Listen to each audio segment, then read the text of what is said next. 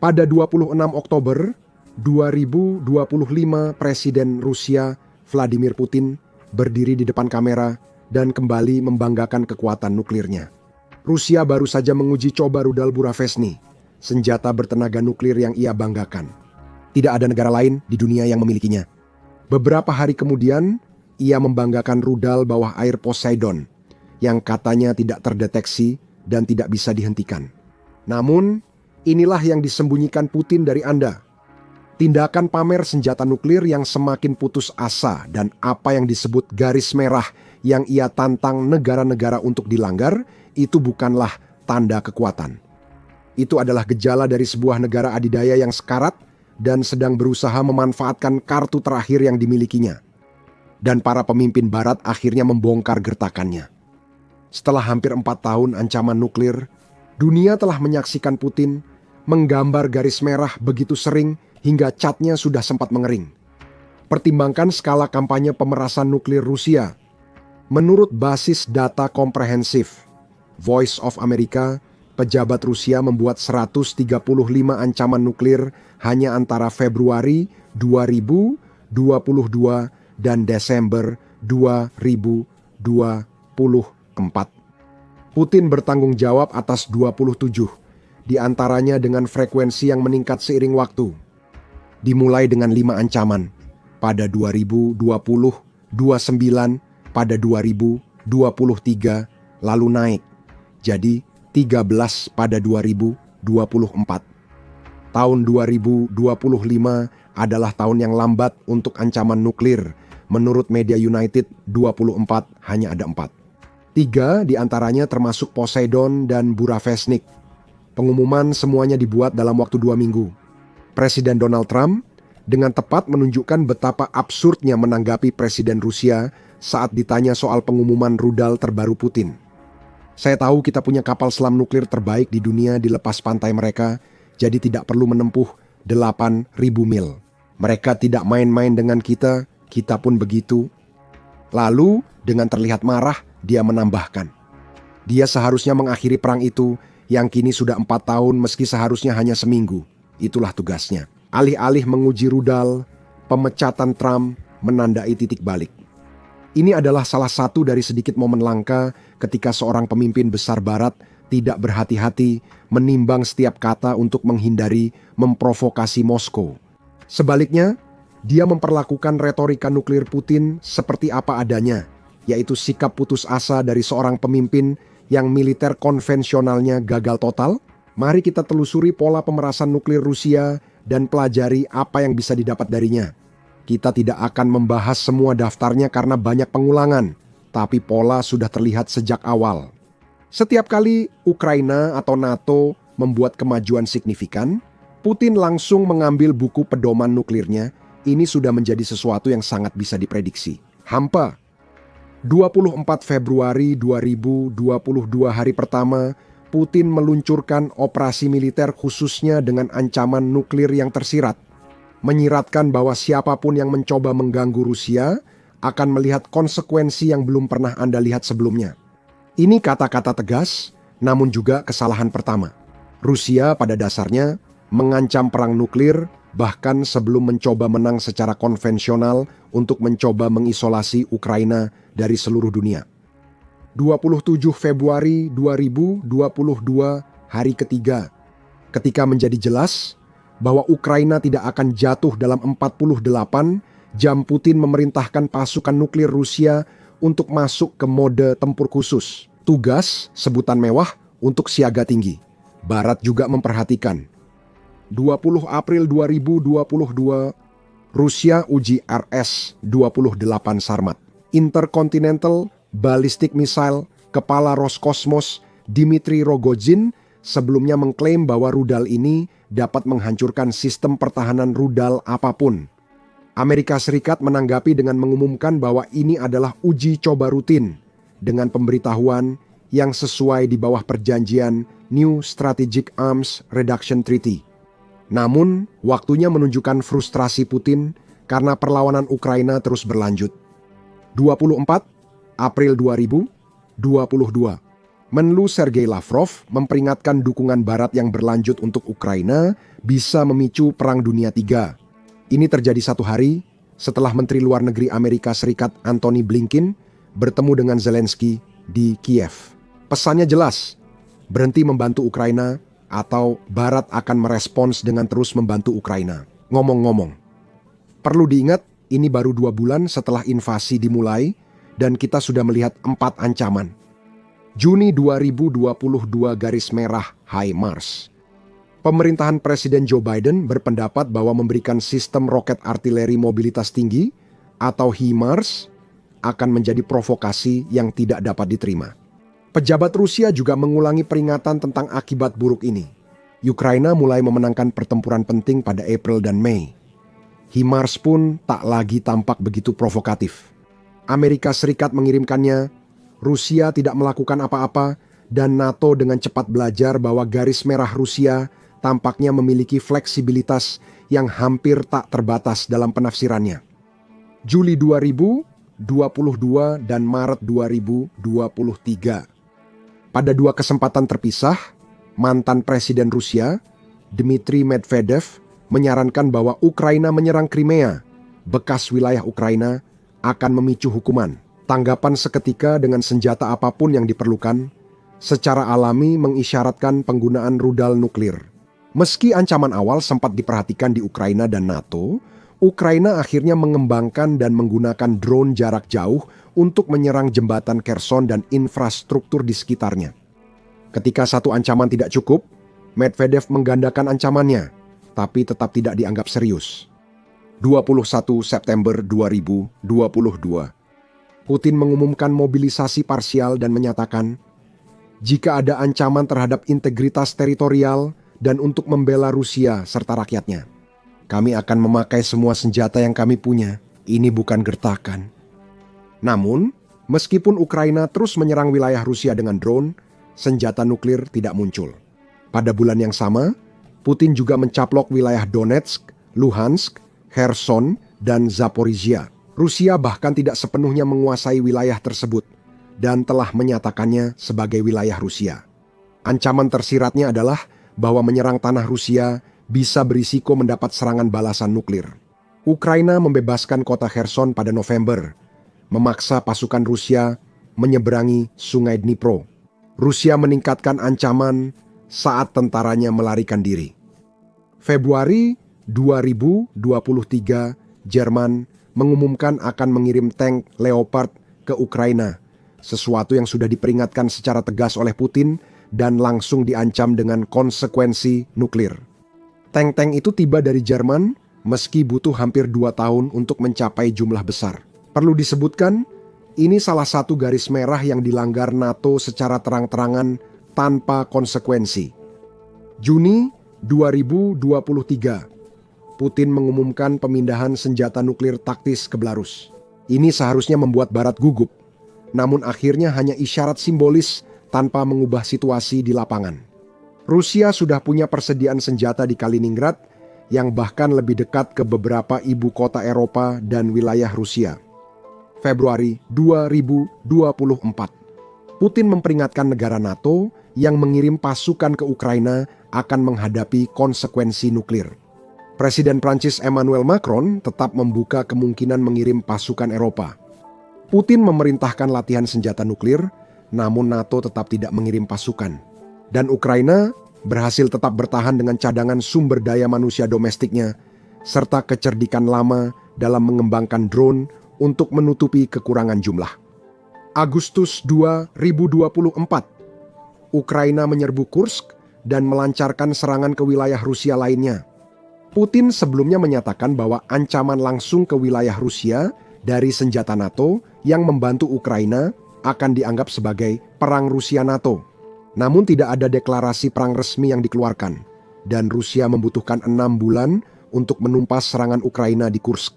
Ukraina berhasil meraih kemenangan penting ini sendirian, yang mendorong Presiden Biden saat itu untuk mengizinkan penggunaan rudal ATACMS jarak jauh terhadap target di dalam Rusia pada November 2024.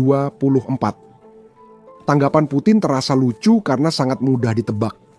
Dia menandatangani doktrin nuklir baru di minggu yang sama, menurunkan ambang penggunaan nuklir. Doktrin baru menyebut serangan negara non-nuklir yang didukung negara nuklir bisa memicu pembalasan nuklir. Lalu, pada 19 November 2024, Ukraina benar-benar menyerang fasilitas militer di wilayah Bryansk, Rusia, dengan rudal Atakam. Menteri Luar Negeri Rusia, Lavrov, menyatakan bahwa ini adalah fase baru dari Perang Barat melawan Rusia.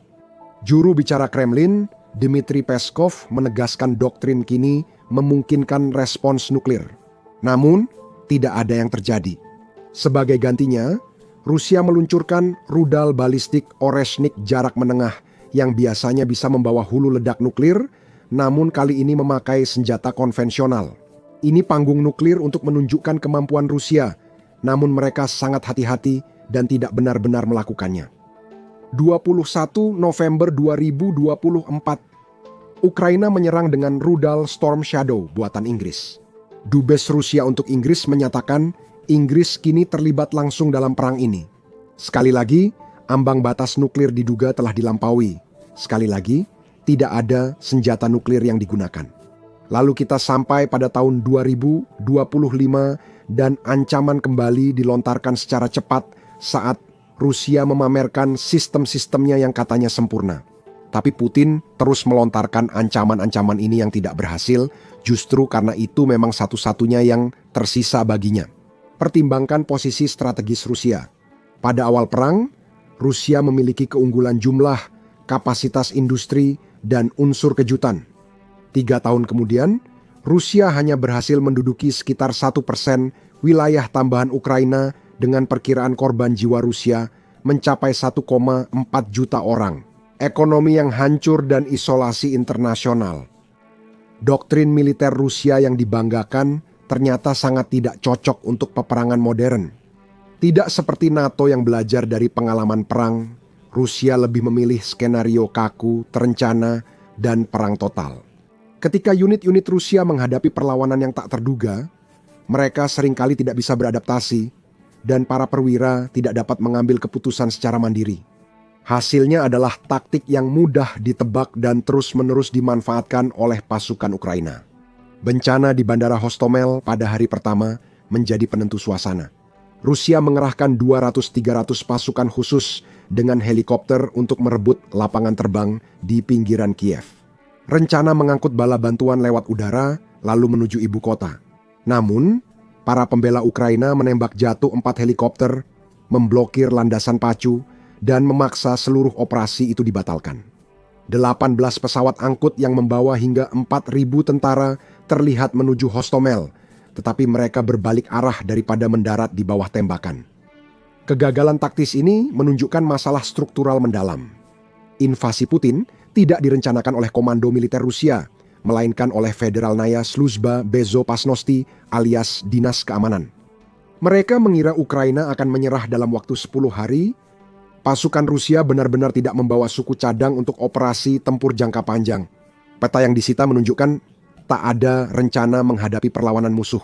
Putin secara langsung menyebabkan masalah ini dengan menghabiskan 20 tahun secara sistematis menghancurkan setiap kemungkinan untuk menerima informasi yang akurat. Dia mengelilingi dirinya dengan orang-orang yang selalu setuju, yang memberitahunya apa yang ingin dia dengar, bukan apa yang perlu dia ketahui. Saat Federalnaya Sluzhba Bezopasnosti membuat laporan tentang Ukraina, mereka menyaring data agar sesuai keyakinan Putin bahwa Ukraina ilegal, rakyat Ukraina akan menyambut Rusia, dan Barat tidak akan tegas campur tangan. Tanpa oposisi, Rusia harus menjalankan perintah yang bertentangan dengan kepentingan jangka panjangnya. Rezim yang menekan perbedaan pendapat demi kendali, kini menyadari ketiadaan perbedaan justru menghambat adaptasi untuk bertahan hidup.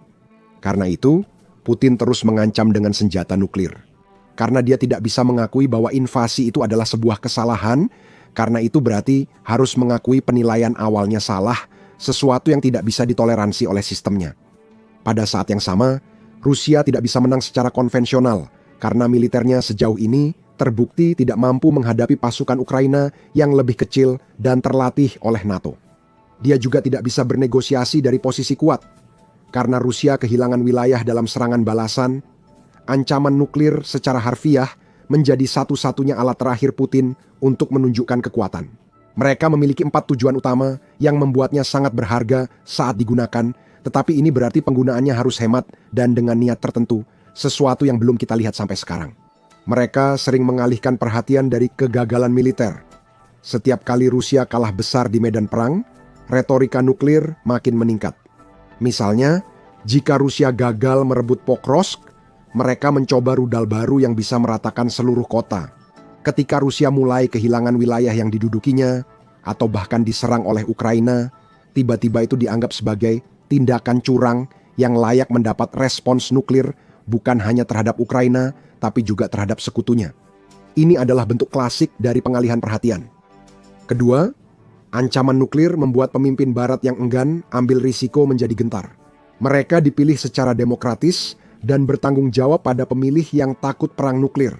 Ini menjadikan mereka kandidat utama untuk dipaksa mundur dari resolusi penting NATO yang akan mengirim lebih banyak paket dan peralatan modern ke Ukraina. Namun bahkan strategi ini pun semakin jarang berhasil.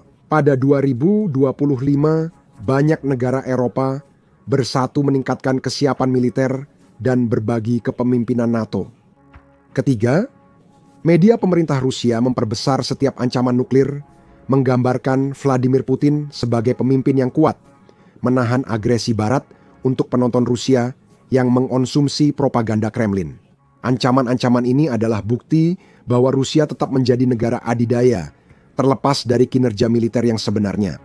Cengkeraman kekuasaan Vladimir Putin didukung beberapa ratus orang kunci, dinas keamanan, komando militer, dan oligarki. Orang-orang ini harus percaya bahwa Vladimir Putin sedang menang atau setidaknya tidak kalah secara katastrofik.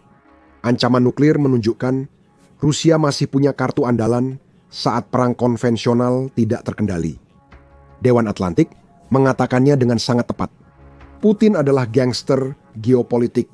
Finansier dan aktivis politik Inggris, Bill Browder, menyamakan Putin dengan bos mafia.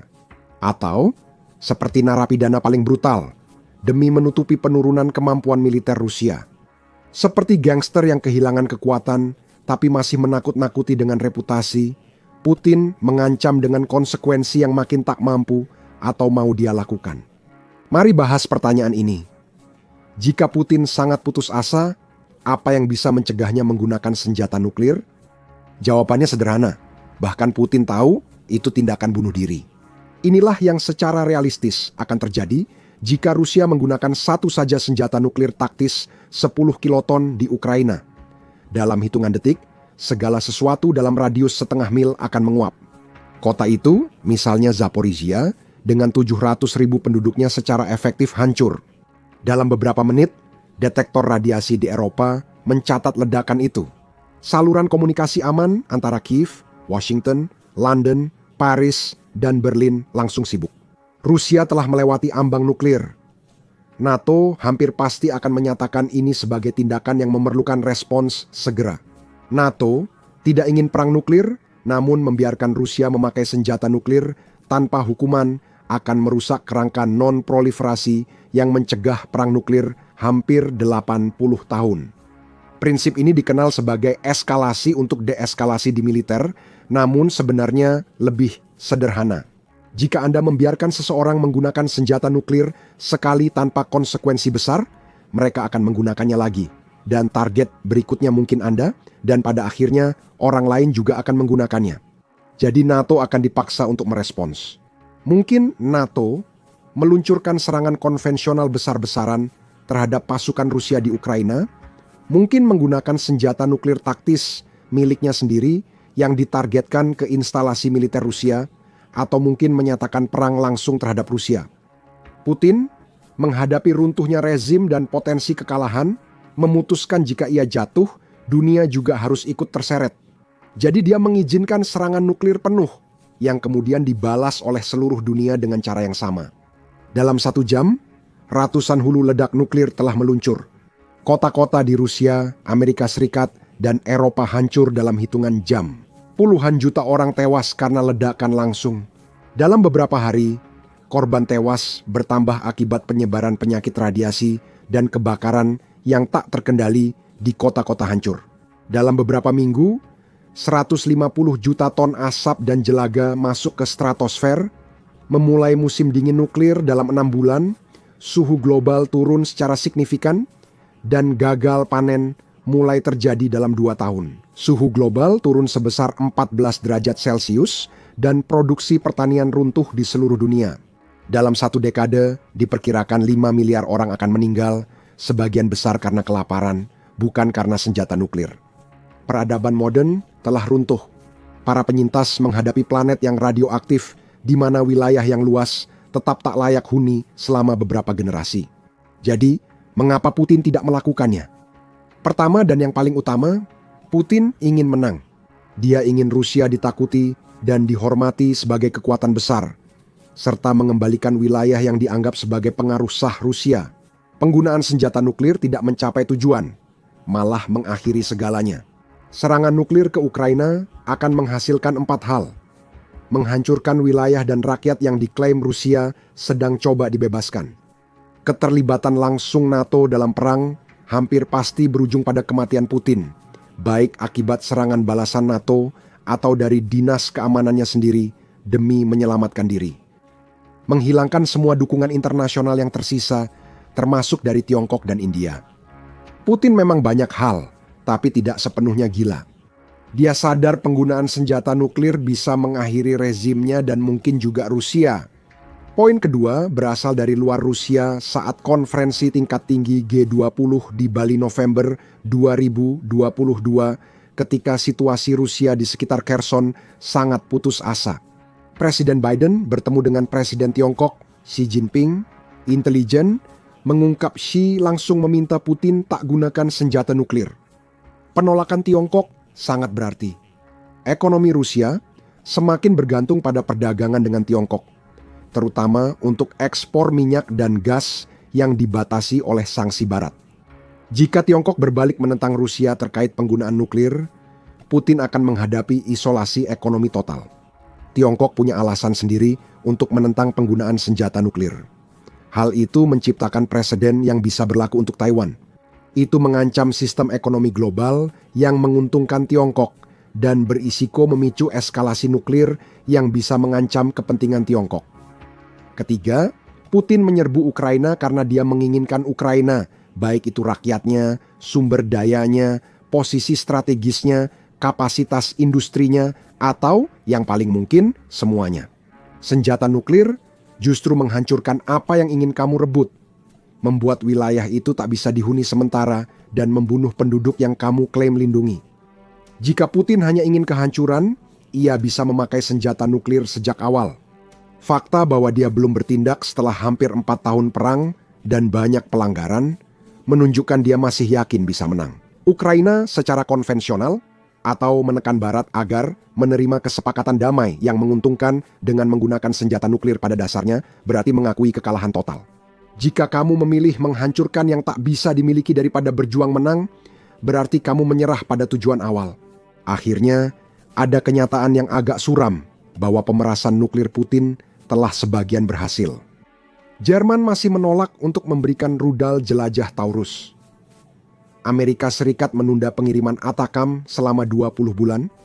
F-16 tiba jauh lebih lambat daripada yang diminta Ukraina. Setiap sistem senjata melalui perdebatan panjang saat pejabat Barat hati-hati mempertimbangkan risiko eskalasi. Pendekatan hati-hati ini merugikan Ukraina. Bayangkan, jika Ukraina telah menerima F-16 ATACMS dan rudal jarak jauh pada pertengahan 2022 saat serangan balasan Kharkiv yang sukses, perang mungkin akan terlihat sangat berbeda. Sebaliknya, ancaman nuklir Rusia berhasil memperlambat meskipun tidak menghentikan bantuan dari Barat. Jadi, jika Putin memutuskan memakai senjata nuklir, hanya 2 kemungkinan yang akan terjadi. NATO bisa merespons dengan kekuatan besar hingga Rusia kehilangan segalanya, atau mundur dan membuktikan pemerasan nuklir lebih efektif dari dugaan siapapun. Putin lebih diuntungkan dengan ancaman daripada benar-benar melakukannya karena dia tidak mempertaruhkan nyawanya. Semua ini mengasumsikan bahwa Putin tetap rasional. Ini mengasumsikan bahwa dia tidak sampai pada titik di mana dia percaya rezimnya pasti akan runtuh dan memutuskan untuk pergi dengan kemegahan apokaliptik. Ini mengasumsikan tak ada salah hitung, kecelakaan, atau keputusasaan yang membuatnya yakin eskalasi nuklir jadi satu-satunya pilihan. Contohnya krisis misil Kuba 1962 itu nyaris jadi perang nuklir akibat salah komunikasi dan ancaman politik. Kita menghindarinya berkat keberuntungan dan keterampilan. Setiap kali Putin menggertak dengan senjata nuklir, selalu ada kemungkinan, meskipun kecil, sesuatu bisa salah. Hanya dibutuhkan satu respons yang terlalu agresif dan kita kembali ke krisis Kuba lagi. Semakin sering Putin dan anteknya mengancam, peluang kesalahan makin besar, seperti main roulette Rusia terus-menerus. Beberapa kali pertama, peluang masih berpihak padamu, tapi pada akhirnya kemungkinan itu akan terjadi juga. Sementara itu, situasi domestik Putin semakin genting. Ekonomi Rusia mengalami kebocoran uang, karena Rusia terpaksa mengakui bahwa mereka harus memangkas pengeluaran pertahanan untuk pertama kalinya dalam beberapa tahun terakhir. Uang dari minyak dan gas yang membuat Rusia kaya sejak tahun 2000-an mulai habis. Dengan pendapatan turun 35% dan kapasitas penyulingan turun 17% pada pertengahan 2025, jika rezim Putin runtuh, dia mungkin merasa tak ada lagi yang bisa hilang. Inilah sebabnya pendekatan meremehkan Trump, meskipun memuaskan, tetap membawa risiko. Anda ingin menantang gertakan Putin tanpa membuatnya merasa nuklir jadi satu-satunya pilihan. Anda ingin membantu Ukraina menang, sambil memberi Rusia jalan keluar untuk meredakan ketegangan. Intinya, senjata nuklir dibuat untuk mencegah penggunaannya sendiri. Pencegahan berhasil ketika kedua pihak percaya bahwa pihak lain benar-benar akan menggunakan senjata nuklir sebagai respons terhadap tindakan tertentu. Jika kamu meyakinkan lawanmu bahwa kamu tidak akan pernah menggunakan nuklir dalam keadaan apapun, kamu telah kehilangan efek pencegahan. Jika kamu meyakinkan mereka bahwa kamu bisa pakai nuklir untuk provokasi kecil, kamu telah menciptakan ketidakstabilan. Putin berusaha memanfaatkan sistem ini. Dia ingin Barat percaya bahwa dia mungkin akan menggunakan senjata nuklir untuk mencegah dukungan terhadap Ukraina, sementara dia sendiri tidak pernah benar-benar harus membuktikannya, karena jika menggunakannya, rezimnya akan berakhir. Respons Barat secara bertahap menguji ancaman ini, melewati garis merah perlahan untuk menunjukkan ancaman itu kosong. Pertama, High Mobility Artillery Rocket System, lalu tank, kemudian Army Tactical Missile System, dan setelah itu F-16. Rusia sering mengancam, tapi tak terjadi apa-apa sehingga ancamannya kehilangan kredibilitas. Pada akhirnya, Putin hampir pasti akan terus membuat ancaman nuklir. Itu satu-satunya alat yang tersisa, tetapi Barat kini tak lagi lumpuh oleh ancaman ini.